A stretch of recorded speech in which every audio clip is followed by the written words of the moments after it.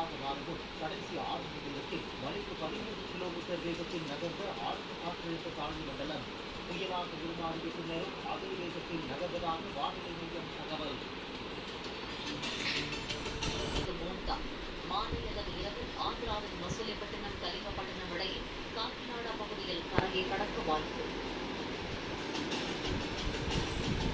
வங்கக்கடலில் சென்னையிலிருந்து 640 கிலோமீட்டர் தொலைவில் மையம் கொண்டுள்ள மோல்கா புயல் மணிக்கு 13 கிலோமீட்டர் வேகத்தில் நகரும் புயல் நாளை மாலை ஆந்திராவின் காக்கிநாடா பகுதியில் சூறாவளி புயலாக கரையிடக்கூடும் என கணிப்பு. மோன்தா புயல் காரணமாக ஆந்திரா மற்றும் ஒடிஷா மாநிலங்களுக்கு சிவப்பு எச்சரிக்கை விடுப்பு. மோன்தா தீவிர புயலாக உருமாறக்கூடும் என்பதால் கடலோர பகுதிகளில் அதி கனமழை பெய்யக்கூடும் என வானிலை ஆய்வு மையம் தகவல். சென்னை மற்றும் புறநகரின் ஒரு சில பகுதிகளில் இன்று மிக கனமழை பெய்யக்கூடும் என ஆரஞ்சு அலர்ட் வெளியிட்டது வானிலை மையம். திருவள்ளூர், காஞ்சிபுரம், ராணிப்பேட்டை மாவட்டங்களுக்கு மிக கனமழைக்கான ஆரஞ்சு அலர்ட். செங்கல்பட்டு மற்றும் விழுப்புரம் மாவட்டங்களில் ஓரிரு இடங்களில் இன்று கனமழைக்கு வாய்ப்பு.